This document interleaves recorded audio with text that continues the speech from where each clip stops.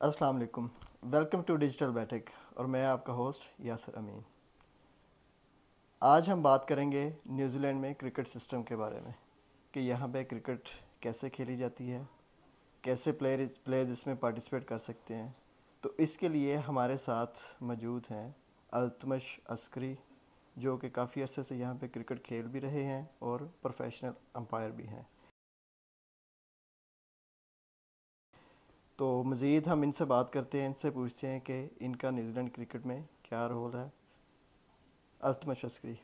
अस्सलाम वालेकुम। Canterbury cricket के साथ मैं अंपायर हूँ और मैं इस वक्त रीजनल पैनल पे, न्यूजीलैंड क्रिकेट के रीजनल पैनल पे नेम्ड हूँ और नेशनल टूर्नामेंट्स मुझे मिलते हैं अंपायरिंग के लिए। उससे पहले जब मैं न्यूजीलैंड आया था 2007 में, तो मैं डनीडन में था। वहाँ पे मैंने कोशिश की क्रिकेट खेलने की। उस वक्त थोड़ा मैं यंग भी था, मतलब मैं खेल सकता था क्लब क्रिकेट, लेकिन मुख्तलिफ वजूहत थी कि नहीं खेल सके और सर्दियाँ भी थी तब। लेकिन जब मैं ऑकलैंड मूव हुआ 2008 में, तो वहाँ पे मुझे कुछ लोग मिले जिन्होंने कहा कि भाई अगर आपको क्रिकेट खेलना है तो आप क्लब ज्वाइन कर लें। तो इंडिया, मेरा बैकग्राउंड इंडिया से हूँ, मैं लखनऊ से आया हूँ और उससे पहले मैं, जो मेरी बर्थ प्लेस है इटावा, वहाँ पे ये क्लब क्रिकेट का कोई ज़्यादा वो नहीं था। वहाँ पे जो क्रिकेट होती है वो टोटली डिफरेंट होती है, सिस्टम बहुत डिफरेंट है।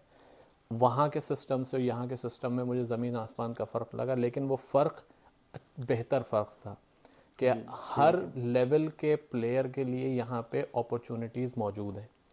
ऐसा नहीं है कि आपको बहुत ही हाई फाई, आप टैलेंटेड क्रिकेटर हो तभी आप क्लब में खेल सकते हैं।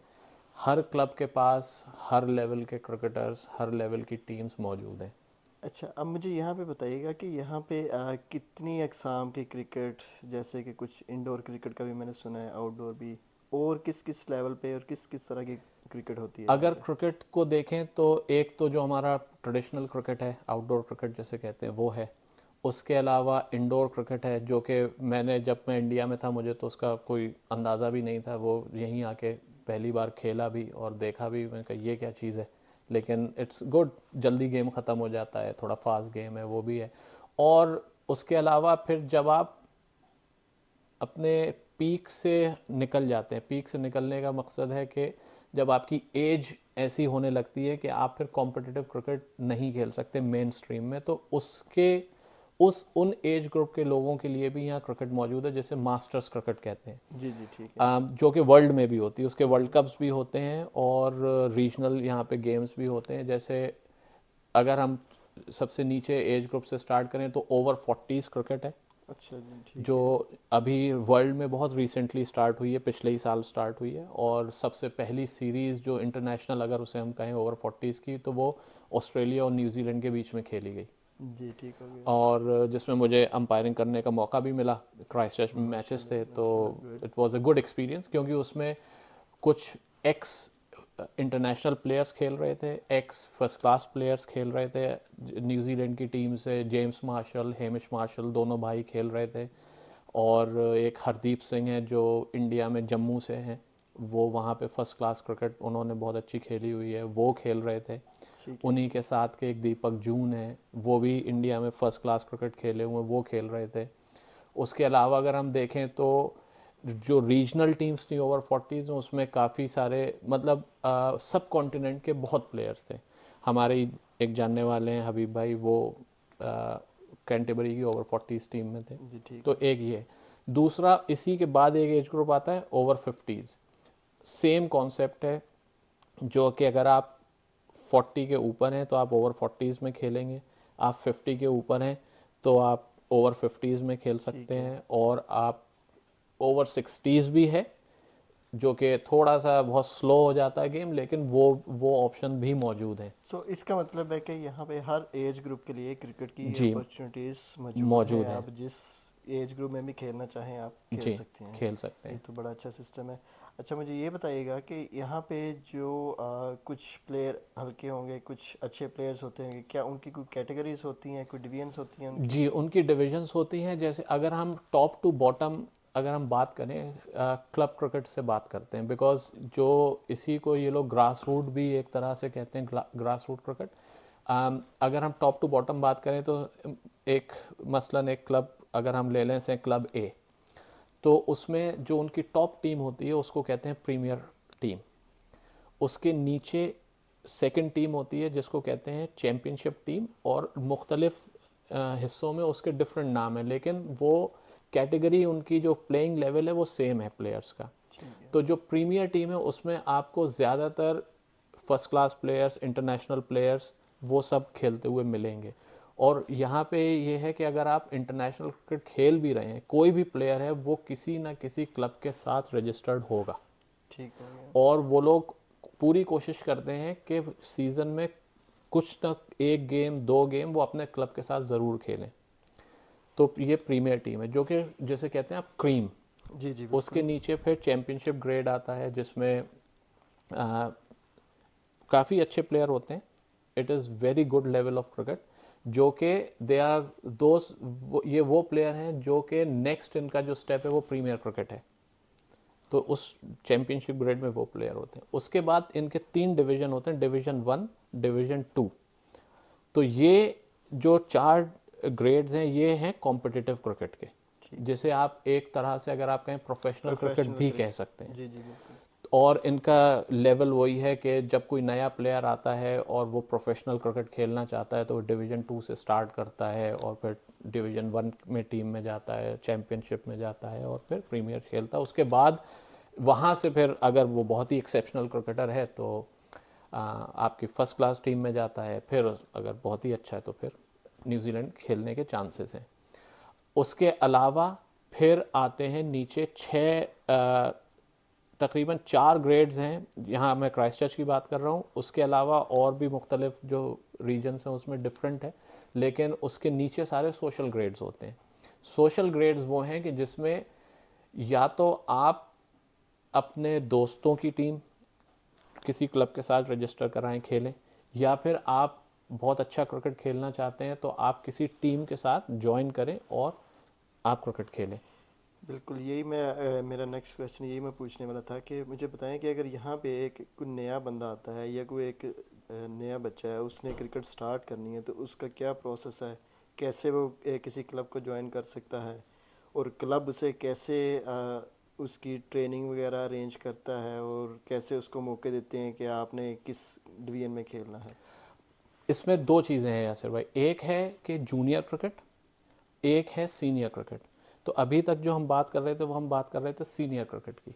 तो सीनियर क्रिकेट में अगर किसी बच्चे को कह लें तो आप सीनियर क्रिकेट में तकरीबन मैंने देखा है यहाँ पे 16-17 साल के बच्चे भी वो सीनियर क्रिकेट खेलते हैं, because they are very good, they are exceptional, उनके अंदर अच्छा टैलेंट है। तो वो फिर जैसे समझें कि कोई बच्चा है वो आके किसी क्लब के साथ खेलना चाहता है तो वो उस क्लब के साथ जाके पहले अपने आप को रजिस्टर करेगा, फिर वो क्लब उसका ट्रायल लेता है, या उसको ये लोग ट्रायल नहीं कहते हैं, कहते हैं असेसमेंट लेता है। ठीक है, असेस assessment करते होती हैं है। कि भाई जी ये जी। प्लेयर किस लेवल का है। ओके। अगर हम इस प्लेयर को डिवीज़न 2, डिवीज़न 1, चैम्पियनशिप या प्रीमियरशिप इन टीम में डाल सकते हैं स्ट्रेट अवे, या इसको 1 सीज़न या 2 सीज़न हम नीचे की टीम में खिलाएं, उसके बाद ये रेडी हो जाएगा ऊपर जाने के लिए। बिल्कुल ठीक हो। तो ये तो हो गई सीनियर क्रिकेट की बात। जी जी। जूनियर क्रिकेट में क्या होता है, जूनियर क्रिकेट में भी एज ग्रुप टीम्स हैं। जैसे यहाँ पे जो ईयर 5 जिसे कहते हैं, जब नहीं सॉरी 5 साल के जो बच्चे होते हैं जब वो स्कूल स्टार्ट करते हैं तब से उनकी क्रिकेट स्टार्ट हो जाती है। ओके। वो अपने एज ग्रुप में खेलते हैं, उनके लिए मॉडिफाइड यहाँ पे उन्होंने गेम्स बनाए हुए हैं, तो वो बहुत लंबे नहीं होते, बच्चे अपना इंटरेस्ट नहीं खोते। और हर टीम के लिए स्पेशली जैसे जूनियर टीम्स हैं उनके लिए क्लब कोचेस अरेंज करते हैं, और जो सीनियर क्रिकेट में जो कॉम्पिटिटिव क्रिकेट की टीम्स हैं प्रीमियरशिप से लेके डिवीज़न 2 तक, उनके लिए क्लब कोचेस अरेंज करते हैं। जो बीच में डिवीज़न 3 से डिवीज़न 6 की टीम्स हैं उसके लिए अक्सर टीम्स खुद भी कोच अरेंज कर सकती हैं, कभी कभी जो प्रीमियर या चैम्पियनशिप के प्लेयर्स होते हैं वो उन टीम्स को कोच करते हैं। तो हर क्लब अपनी किसी भी ग्रेड की टीम हो उसको सपोर्ट बहुत देते हैं, because they take a pride in their teams कि उनकी टीम्स अच्छा करें, उनके प्लेयर्स अच्छा करें। अच्छा, जैसे अभी आप बता रहे हैं कि यहाँ पे डिवीजन क्रिकेट होती है, क्लब्स होते हैं और क्लब के अंदर डिफरेंट ग्रेडिंग सिस्टम होता है। यहाँ पे कोई डिपार्टमेंटल क्रिकेट भी होती है? जैसे कि मैं अगर पाकिस्तान की बात करूँ, पाकिस्तान में पीटीसीएल है, एचबीएफसी है, डिफरेंट बैंक्स हैं, ये जी डिफरेंट जी। डिपार्टमेंट्स हैं, इनकी अपनी अपनी क्रिकेट टीम्स होती हैं। नहीं, मैंने यहाँ पे अभी तक तो कहीं डिपार्टमेंटल क्रिकेट प्रोफेशनल लेवल पे तो नहीं देखी। आ, कुछ कुछ ऑफिसेज हैं, कुछ कंपनीज हैं जो अपनी टीम्स सोशल क्रिकेट में डालते हैं और वो उसमें खेलते हैं। लेकिन जैसे अगर हम बात करें, जो यहाँ पे ज़्यादातर तो प्राइवेटाइज्ड इदारे हैं। जैसे जो यहाँ का रेल सिस्टम है, कीवी रेल, वो भी प्राइवेटाइज्ड है। प्राइवेटाइज, जी जी। तो और अगर एयरलाइन ले लें, एयर न्यूजीलैंड, अगर हम उसकी बात करें तो वो भी प्राइवेटाइज्ड है। तो इनकी एज सच अपनी टीम्स तो अभी तक तो मेरी नज़र से नहीं गुजरी। तो ये एक डिफरेंस है इंडिया में जैसे होता है या पाकिस्तान में होता है कि जैसे रेलवेज़ हैं, उनकी जी, अपनी टीम्स अपनी हैं, हॉकी टीम। टीम्स भी होती हैं, क्रिकेट टीम्स भी होती हैं, हर हर स्पोर्ट की टीम्स होती हैं, बिल्कुल। वो उस तरह से सपोर्ट करते हैं। लेकिन यहाँ पे मेन फोकस जो है वो क्लब क्लब ड्रिवन है कि अगर कोई एम्प्लॉय उनका क्रिकेट खेलना भी चाहता है प्रोफेशनल लेवल पे, तो he still needs to go through the club system. ठीक है। तो यहाँ पे जो कोई क्रिकेट की कुछ सेंट्रल बॉडी है जो कि ओवरऑल क्रिकेट एक्टिविटीज़ को पूरे न्यूजीलैंड में मॉनिटर जी, करती जैसे है? जिसको न्यूजीलैंड क्रिकेट नाम है उस बॉडी का, NZC उसका वो है, न्यूजीलैंड क्रिकेट, जी। New Zealand cricket. और उसमें ये लोग बोर्ड नहीं लगाते हैं, जैसे पाकिस्तान में पाकिस्तान क्रिकेट बोर्ड है, इंडिया में BCCI है, board of cricket control in India, Sri Lanka में अपना बोर्ड है। तो ये वही बोर्ड है बट उसका नाम है NZC, न्यूजीलैंड क्रिकेट। तो न्यूजीलैंड क्रिकेट जो है वो एक अम्ब्रेला ऑर्गेनाइजेशन है जो कि पूरे न्यूजीलैंड में जो भी क्रिकेट हो रहा है वो उसको देखती है। वहाँ से वो नीचे हर रीजन की अपनी ऑर्गेनाइजेशन है। जैसे ऑकलैंड में, ऑकलैंड अब एक बड़ा रीजन है, उसकी अपनी ऑर्गेनाइजेशन है जिसको कहते हैं ऑकलैंड क्रिकेट। अगर हम क्राइस्ट चर्च की बात करें, क्राइस्ट चर्च आता है कैंटरबरी रीजन में, तो जी कैंटरबरी की अपनी ऑर्गेनाइजेशन है कैंटरबरी क्रिकेट। इसी ठीक है। तरह जो मुख्तलिफ रीजन्स हैं उनके अपनी ऑर्गेनाइजेशन हैं। तो सपोर्ट न्यूजीलैंड क्रिकेट ऐसे करती है कि अगर उन्हें कोई भी चेंज इम्प्लीमेंट करना है तो वो अब रीजनल बॉडीज़ को वो इन्फॉर्मेशन पास ऑन करते हैं, और रीजनल बॉडीज़ फिर मुख्तलिफ क्लब्स में, जूनियर क्रिकेट में वो सपोर्ट, और जो सपोर्ट इन द सेंस के सपोर्ट प्रोवाइड करती प्रोवाइड, हैं या? मॉनेटरी सपोर्ट भी होता है ठीक है। और प्रोफेशनल डेवलपमेंट सपोर्ट भी होता है। तो वो एक न्यूजीलैंड क्रिकेट का ये काम है। ठीक है, ठीक हो गया। अच्छा, इसमें मुझे ये बताइएगा कि जो क्रिकेट खेलने के लिए ग्राउंड्स चाहिए, ठीक है, तो ये ग्राउंड्स की जो मॉनिटरिंग है, ग्राउंड्स की प्रिपरेशन, विकेट्स की प्रिपरेशन, ये किसकी रिस्पॉन्सिबिलिटी है? क्या ये क्लब्स की अपनी है या इसके लिए न्यूजीलैंड क्रिकेट कुछ सपोर्ट प्रोवाइड करता है, ये गवर्नमेंट की रिस्पॉन्सिबिलिटी है? ये चीज़ हर रीजन में डिफरेंट इम्प्लीमेंट होती है। क्राइस्ट चर्च में भी इसका काफ़ी मुख्तलिफ वो है। जैसे कुछ क्लब्स हैं जो कि अपने उनके अपने ग्राउंड्स हैं, वो काउंसिल, मतलब यहाँ ग्राउंड तो जो सिटी काउंसिल होता है उनके होते हैं, ठीक है। और वो उनसे जैसे एक तरह से लीज पे लिए हुए ग्राउंड है। वो क्लब जी जी। सिटी काउंसिल को पैसा देता है, पैसा वो जैसे 99 ईयर की लीज है या 30 ईयर की लीज है, उस हिसाब से उन्होंने वो ग्राउंड लिए हुए हैं। तो कुछ क्लब्स हैं जो कि अपने विकेट खुद तैयार करते हैं, उनके अपने ग्राउंड्समैन हैं। कुछ क्लब्स हैं जिनके पास इतनी फैसिलिटी नहीं है, फैसिलिटी इन द सेंस कि वो इतने स्ट्रॉन्ग क्लब्स नहीं है, तो उनके लिए जो प्रिपरेशन है वो काउंसिल के ग्राउंड्समैन करते हैं। लेकिन हर शहर में, हर रीजन में काउंसिल के पास भी अपने ग्राउंड्समैन हैं और क्लब्स के पास भी अपने ग्राउंड्समैन हैं। तो अगर आप प्रोफेशनल क्रिकेट खेल रहे हैं तो आपको बहुत अच्छे पिचेस तैयार किए हुए मिलते हैं। सोशल क्रिकेट में भी पिचेस तैयार की हुई मिलती हैं, वो उतनी अच्छी नहीं होती हैं, लेकिन it is very good level of cricket और very good level of grounds. कि ऐसा नहीं है कि जैसे अगर हम मैं तो इंडिया में खेला हूँ, तो संडे को सुबह अगर खेलने गए तो एक ही ग्राउंड में 20-20 मीटर की दूरी पे मुख्तलिफ पिचेज़ हैं, ऐसा नहीं होता है। तो यहाँ पे आपको अपना एक ग्राउंड होता है और उसमें एक ही टीम खेल रही होती है। कभी ऐसा होता है कि बहुत बड़ा ग्राउंड है, उसमें बाउंड्रीज ओवरलैप होती हैं थोड़ी सी, लेकिन इतना बड़ा है कि जैसे आप कहना कि खचपच नहीं होती अगर। तो आपका मतलब है कि अभी इस टाइम न्यूजीलैंड में जितनी भी क्रिकेट हो रही है उसके लिए इनफ ग्राउंड्स अवेलेबल हैं? जी। कभी ऐसा हुआ आपको, कभी ऐसी सिचुएशन देखने को मिली कि आपका मैच होने जा रहा है लेकिन ग्राउंड अवेलेबल नहीं है? um, ये बहुत ही रेयर सिनेरियो होता है, वो भी तब जब के वेदर अपना पार्ट प्ले करता है, बिकॉज न्यूजीलैंड एक सब ट्रॉपिकल कंट्री है और यहाँ पे मुख्तलिफ हिस्सों में कभी भी बारिश हो जाती है, कभी भी मौसम चेंज हो जाता है। तो इनकी जो क्लब क्रिकेट है या रीजनल क्रिकेट है, इनकी प्रायोरिटी होती है कि जो टॉप लेवल क्रिकेट है दैट शुड गो अहेड, वो ठीक है। उसमें कोई रुकावट ना आए या वो उसको कोई इंटरप्शन ना हो।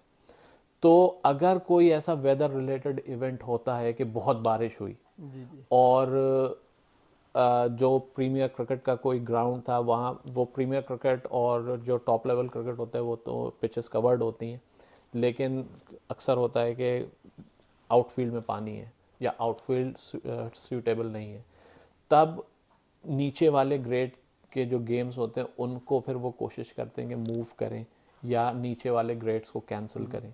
तो चल बहुत रेयर होता है बट हुआ है। चलें, ये तो एक्सेप्शनल केस हो गया जी। बारिश की वजह से। उसके अलावा अगर नॉर्मल अगर डेज की बात की जाए तो इनफ ग्राउंड्स गवर्नमेंट प्रोवाइड करती है जी, यहाँ काउंसिल के? प्रोवाइड करती है कि इनफ ग्राउंड्स हैं। तो और वो एलोकेशन जो होता है ग्राउंड्स का वो डिस्ट्रिक्ट एसोसिएशन एलोकेट करती हैं कि कौन सा गेम किस ग्राउंड पे किस होना है। ग्राउंड में होगा? जी। ठीक है। तो इसमें जैसे अभी आपने बात की, न्यूजीलैंड एक ट्रॉपिकल कंट्री है तो यहाँ पे बारिशें बहुत होती हैं। यहाँ पे मैंने देखा सर्दी भी बहुत है, तो यहाँ पे क्रिकेट का सीज़न क्या है ये? यहाँ पे देखें क्रिकेट जो है ना, जैसे हमारे मुल्कों में क्रिकेट 12 महीने खेला जाता है, यहाँ नहीं है। यहाँ पे क्रिकेट होता है स्प्रिंग से लेके ऑटम के शुरू तक।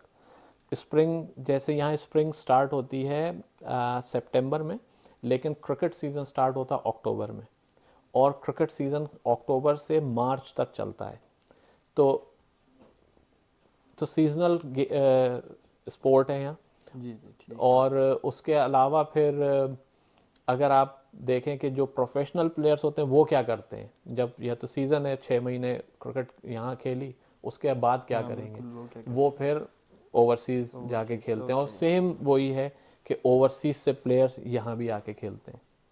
ठीक है, सही हो गया। अच्छा, मुझे ये बताइएगा कि अगर यहाँ पे क्या प्रोसेस है इस चीज़ का, क्योंकि न्यूजीलैंड इंटरनेशनल टीम में तो 11 प्लेयर खेलते हैं और 15 सेलेक्टेड होते हैं, और नीचे लेवल पे काफ़ी ज़्यादा प्लेयर होते हैं। तो क्या कोई प्रोसेस है यहाँ पे कि कैसे प्लेयर ऊपर जाता है, कैसे वो सिलेक्ट होता है नेशनल टीम में? जी, प्रोसेस इनका वही जो क्लब क्रिकेट जिसको ये कहते हैं ना, जैसे ग्रास रूट है, वो एक प्लेयर की जर्नी क्लब से ही स्टार्ट होती है।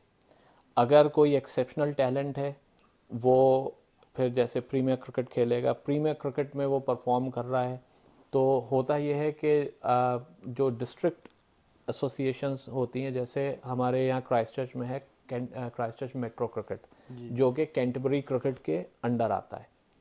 तो वो कैंटरबरी क्रिकेट अपने सेलेक्टर्स जो उनके असेसर्स होते हैं वो प्रीमियर क्रिकेट जाके देखते हैं और फिर वहाँ से वो स्काउट करते हैं, ठीक है, वो फिजिकल विजिट्स भी करते फिजिकल हैं? विजिट्स करते हैं। उस वो ये उसके बाद ये लोग क्या करते हैं कि फिर ये क्लब क्रिकेट के अलावा क्लब क्रिकेट में से, प्रीमियर क्रिकेट में से प्लेयर्स को निकाल के रीजनल टीम्स बनाते हैं जो कि रीजनल गेम्स खेलती हैं, विच इज़ लाइक, अगर हम हायरार्की में बात करें तो New Zealand cricket which is international cricket, national. उसके नीचे पे फर्स्ट क्लास क्रिकेट डोमेस्टिक, जिसमें कि 4 डे क्रिकेट होता है, 1 डे क्रिकेट होता है, T20 क्रिकेट होता है। इसके नीचे एक चीज़ आती है रीजनल क्रिकेट। रीजनल क्रिकेट, ठीक तो है। वो जो, तो आपका जो पाथवे है वो क्लब में आप प्रीमियर, प्रीमियर से रीजनल टीम्स और रीजनल टीम से आप फिर डोमेस्टिक और फिर इंटरनेशनल। सो पूरा ये एक प्रोसेस डिफाइंड है कि इस तरह आप ऊपर जी जा सकते हैं। तो इट मींस के जितने भी प्लेयर्स ये क्लब में खेलते हैं या फर्स्ट क्लास खेलते हैं, इन सब का रिकॉर्ड सारा जी। एक सेंट्रल एक लोकेशन पे सेंट्रल लोकेशन पे मेंटेन। मौजूद है। न्यूजीलैंड क्रिकेट के अपने आर्काइव्स हैं, जिसमें अगर मैं बात करूं, मेरे जहन में टॉम लेथम का नाम आ रहा है अभी। तो टॉम लेथम यहाँ एक क्लब है बर्नसाइड, उससे खेलता है, और since he was a teenager वो उसी क्लब से खेला है। उसका सारा रिकॉर्ड न्यूजीलैंड के आर्काइव्स में मौजूद है कि उसने इस क्लब गेम में कितने रन बनाए, इसमें कितने कैचेस लिए, सारी चीज़ें मौजूद हैं, और ऐसा हर प्लेयर का है। हर प्लेयर के। जी। अच्छा, इसमें मुझे बताइएगा कि जिस तरह इंडिया में आईपीएल होता है, पाकिस्तान में पीएसएल होता है, इस तरह ऑस्ट्रेलिया में बिग बैश है, न्यूजीलैंड में कोई इस तरह की सीरीज होती है डोमेस्टिक लेवल पे? न्यूजीलैंड में डोमेस्टिक लेवल पे सुपर स्मैश होता है, जो T20 इनका क्रिकेट है। लेकिन ये उतने बड़े लेवल पे नहीं है जितना कि आईपीएल या पीएसएल या बिग बैश जिस लेवल पे है। इसमें इंटरनेशनल प्लेयर्स आके खेलते हैं, ठीक है। लेकिन ये इसका मॉडल जो है वो इनके डोमेस्टिक प्लेयर्स को प्रमोट प्रमोट करने करना। का जो सिस्टम है वो मॉडल है। ठीक है, तो वैसे अलाउड है इंटरनेशनल जी, प्लेयर? प्रीवियस ईयर्स में कुछ इंटरनेशनल प्लेयर्स खेले हैं, आई थिंक पाकिस्तान से खेले हैं प्लेयर्स। आई थिंक जहाँ तक मेरा जहन जा रहा है कि आई थिंक मुझे याद है अज़हर महमूद किसी उसमें इन्वॉल्व थे, या तो वो कोच थे या खेले हैं, और उसके अलावा भी एक कोई प्लेयर थे, यासिर अरफात आई यासिर थिंक। अरफात, वो भी खेले हैं। और अगर हम यूरोपियन कंट्रीज़ की बात करें जो एसोसिएट नेशंस हैं, कि जैसे नेदरलैंड्स हैं, नेदरलैंड्स के काफ़ी प्लेयर्स न्यूजीलैंड में डोमेस्टिक क्रिकेट भी खेलते हैं, और ये सुपर स्मैश भी खेलते हैं। तो इसका क्या प्रोसेस है अगर किसी ओवरसीज़ प्लेयर ने न्यूजीलैंड में डोमेस्टिक क्रिकेट खेलनी है, चाहे वो सुपर स्मैश है या नीचे चैम्पियनशिप लेवल की उसने क्रिकेट खेलनी है, तो उसका कोई प्रोसेस है, कोई मैकेनिज्म है? उसका मैकेनिज़्म तो सेम ही है कि ओवरसीज से अगर कोई प्लेयर आ रहा है, सबसे पहले तो उसको यहाँ पे अगर प्रोफेशनल क्रिकेट खेलना है, प्रोफेशनल क्रिकेट का मतलब ये है कि उसको कुछ ना कुछ रिन्यूमरेशन मिल रहा है, चाहे वो मॉनेटरी फॉर्म में हो या किसी और मुख्तलिफ फॉर्म में हो। तो सबसे पहले तो जो भी यहाँ आके खेलना चाह रहा वो लीगली यहाँ काम करने के लिए एलिजिबल हो, या तो उसके पास वर्क वीज़ा हो, या पीआर हो, या वो डुअल सिटीजन्स जैसे होते हैं वो हो। तो क्या ये जो क्लब्स हैं वो वीज़ा स्पॉन्सर कर सकते हैं कि आम कोई एक्सेप्शनल टैलेंट हो? एक्सेप्शनल टैलेंट के लिए ये लोग वीज़ा स्पॉन्सर कर सकते हैं, उसके स्पोर्ट्स कैटेगरी के अलग वीज़ा हैं न्यूजीलैंड इमिग्रेशन के पास। और जनरली जो मैंने यहाँ जहाँ तक देखा है क्राइस्ट चर्च में क्लब क्रिकेट में, उसमें जो इंटरनेशनल प्लेयर्स जो खेलते हैं वो जनरली उन कंट्रीज से होते हैं कि जो यहाँ पे जिनका वो रेसिप्रोकल अरेंजमेंट होता है कि भाई वीज़ा फ्री कंट्रीज़ जो हैं, कि न्यूजीलैंड में जो जैसे नेदरलैंड है, वहाँ से यहाँ लोग आके एक सर्टेन वक्फे के लिए वो विदाउट वीज़ा अप्लाई किए हुए वो काम कर सकते हैं, जैसे वर्किंग हॉलिडे वीज़ा भी बोलते हैं, जी जी बिल्कुल। कुछ कंट्रीज़ के लिए वो न्यूजीलैंड प्रोवाइड करता है। तो वो सिस्टम है, लेकिन मेन मेन बात वही है कि अगर प्रोफेशनल क्रिकेट आपको यहाँ खेलना है तो you should be eligible to work here. Work है। जी। तो उस अगर आप काम करने के लिए एलिजिबल हैं तो फिर क्रिकेट खेलना आसान है। आसान है। अदरवाइज आपको वीज़ा चाहिए वीज़ा होगा वो। चाहिए, फिर आपको आप खुद अपने आप को सपोर्ट करने के लिए आपको कुछ ना कुछ तो ज़रिए माश ढूंढना पड़ेगा। आई थिंक यही रीज़न है कि ज़्यादा ओवरसीज़ प्लेयर यहाँ पे नहीं खेलते। जी। और दूसरा ये है कि इनकी जो डोमेस्टिक क्रिकेट है ये अपने लोकल प्लेयर्स जी, को ज़्यादा लोकल प्लेयर्स प्रमोट को करते ज़्यादा हैं। प्रमोट करते हैं। जी। लेकिन मेरा ख्याल है अगर ज़्यादा ओवरसीज़ प्लेयर्स यहाँ पे आए तो ज़्यादा वर्सटाइल क्रिकेट होगी, उनको पता जी। लगेगा कि बाहर की कंडीशंस क्या हैं। जी, तो वो एक प्लस पॉइंट भी प्लस पॉइंट होगा हो अगर सकता है। जी। ओवरसीज़ प्लेयर यहाँ पे आते हैं। तो मुझे बताइएगा कि यहाँ पे जो लोकल प्लेयर्स खेलते हैं उनको क्रिकेट खेलने के कोई बेनिफिट्स मिलते हैं कुछ? और मिलते हैं तो किस लेवल पे जाके मिलते हैं? जनरली प्रीमियर क्रिकेट में मिलते हैं, ठीक और है। बहुत ज़्यादा उसका वो नहीं होता है, मतलब मॉनेटरी तो ज़्यादा वो नहीं है। लेकिन जब आप फर्स्ट क्लास क्रिकेट खेलते हैं, जैसे डोमेस्टिक क्रिकेट कहते हैं, उसमें आपकी एक सैलरी होती है, तो वो आप अपने रीजनल बॉडी के साथ एज ए कॉन्ट्रैक्टर आप कॉन्ट्रैक्ट साइन करते हैं और आपका सीज़न के लिए जो भी जैसे अक्टूबर से मार्च तक का सीज़न है उसके लिए आपकी एक रेन्यूमरेशन होता है। तो if you want to earn money playing cricket तो फिर आप फर्स्ट क्लास लेवल पे जाके आप अर्न करते हैं। और मुझे बताइए कि यहाँ पे एक तो क्रिकेट में आप पार्टिसिपेट कर सकते हैं हम खेल के, इसके अलावा और किस किस्म की क्रिकेट एक्टिविटीज़ में पार्टिसिपेशन हो सकती है? देखिए क्रिकेट एक गेम है जिसको वैसे तो हम जो इंटरनेशनल क्रिकेट भी अगर हम देखते हैं तो हमें टीवी पे देख रहे हैं या हम स्टेडियम में जाके देख रहे हैं या ग्राउंड में जाके देख रहे हैं, तो हमें वहाँ पे 11 फील्डिंग प्लेयर्स, दो बैटर्स, वो लोग आपको खेलते नज़र आते हैं। लेकिन इस सब के पीछे जो चीज़ें होती हैं वो अक्सर लोगों को नज़र नहीं आती, जब अनलेस एंड अनटिल के वो लोग बहुत ज़्यादा क्रिकेट में इन्वॉल्व ना हो। जैसे कि आपका कोचेस हो गए, कोचिंग स्टाफ हो आपके गया। सपोर्ट स्टाफ हो गया, आपके फिजियो हो गए, डॉक्टर्स होते हैं, और आप देखें कि जो क्लब है उसके एडमिनिस्ट्रेशन के लिए लोग होते हैं। ऐसे ही जो रीजनल बॉडीज़ हैं उनके एडमिनिस्ट्रेशन के लिए उसमें ऑफिस में काम करने वाले लोग, इनका फुल टाइम काम है, वो सारी चीज़ें ये फुल टाइम कर रहे हैं। मतलब वो, और उसके अलावा आप वॉलंटियर कर सकते हैं जूनियर क्रिकेट में, कि जो एज ग्रुप क्रिकेट है, जैसे मैंने बताया कि जब ये लोग 5 साल के होते हैं या बच्चे, उस एज से ये लोग क्रिकेट खेलना स्टार्ट कर देते हैं। तो वहाँ पे पेरेंट कोचेज़ होते हैं, कुछ कोचेज़ होते हैं जैसे जो ऊपर की टीम्स में खेल रहे हैं, या फिर आप खुद वॉलंटियर कर सकते हैं कि भाई मैं क्रिकेट में इन्वॉल्व रहना चाहता हूँ तो मैं जी बिल्कुल ठीक है। किसी जूनियर टीम को कोच करता हूँ। उसके लिए भी न्यूजीलैंड क्रिकेट आपको सपोर्ट प्रोवाइड करता है इन टर्म्स ऑफ कि वो आपको कोचिंग प्रोवाइड करते हैं to how to become a coach. How to become a coach, ठीक हो गया। उसी तरह से अगर आप ये तो हो गया खेलने से रिलेटेड चीज़ें हैं। उसके अलावा एक होता है ऑफिशिएटिंग, जिसको मैच ऑफिशियल्स जिनको बोला जाता है, जो कि अंपायर्स होते हैं, मैच रेफरीज होते हैं, स्कोरर्स। स्कोरर्स होते हैं। यहाँ पे स्कोरर्स का भी वो है कि हर क्लब के पास अपने स्कोरर्स हैं, they are paid scorers, okay. उनको हर गेम के वो रेन्यूमरेशन मिलता है। और हर चीज़ का यहाँ एक अच्छा पाथवे है, जैसे खेलने के लिए भी पाथवे है वैसे ही ऑफिशियल्स के लिए भी पाथवे है। जैसे मैं अपनी अगर बात करूं तो मैं, ये मेरा जो सीज़न गुजरा है अभी 2022-2023, ये मेरा 5वां फुल सीज़न था as a umpire.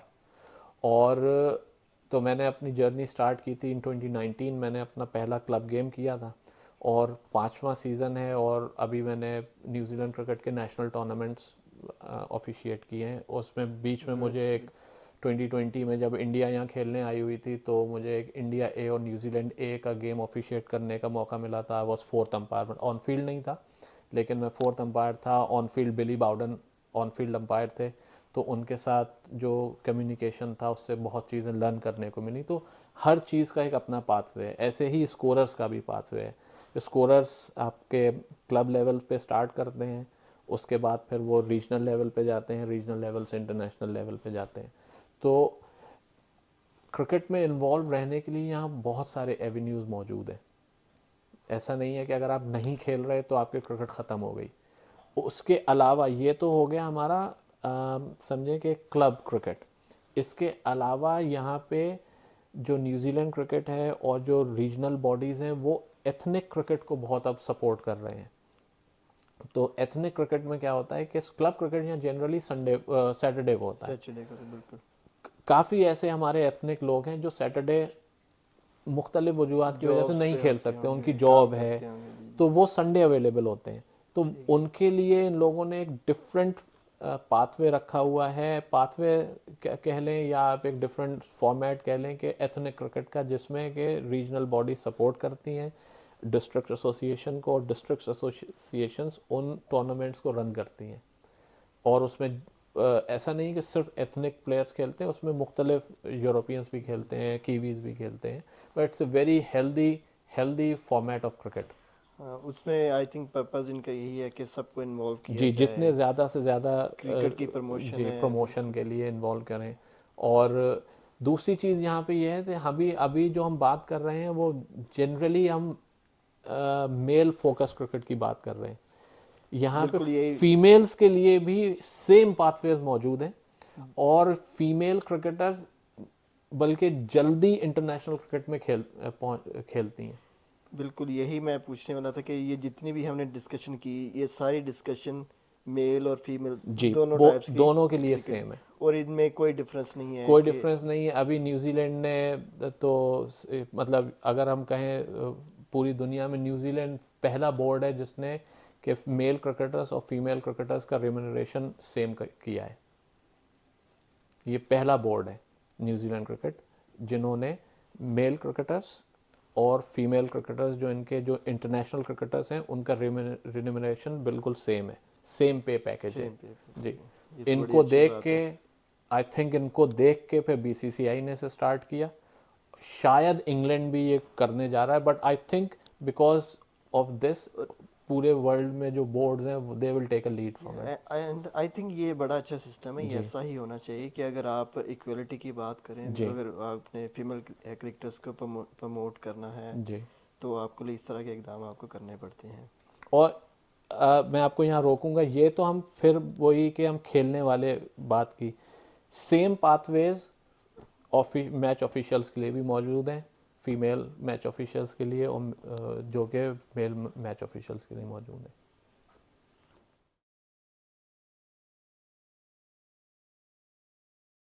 Thank you very much Altamash, आपसे बात करके बड़ा अच्छा लगा।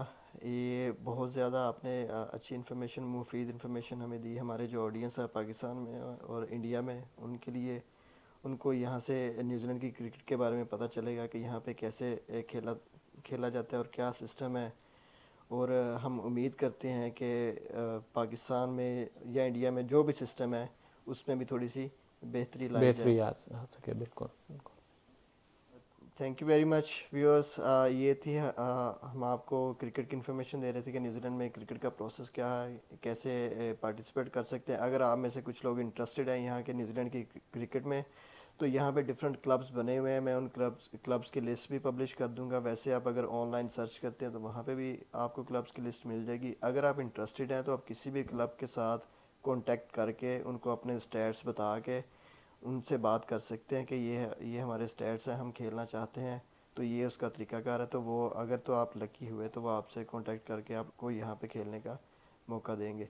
इसके अलावा अगर आपका क्रिकेट से रिलेटेड कोई क्वेश्चन हो तो प्लीज़ आप कमेंट सेक्शन में आप मुझसे पूछ सकते हैं। हम पूरी कोशिश करेंगे उसका जवाब देने की। Thank you very much. अपना ख्याल रखिएगा। अल्लाह हाफ़िज़।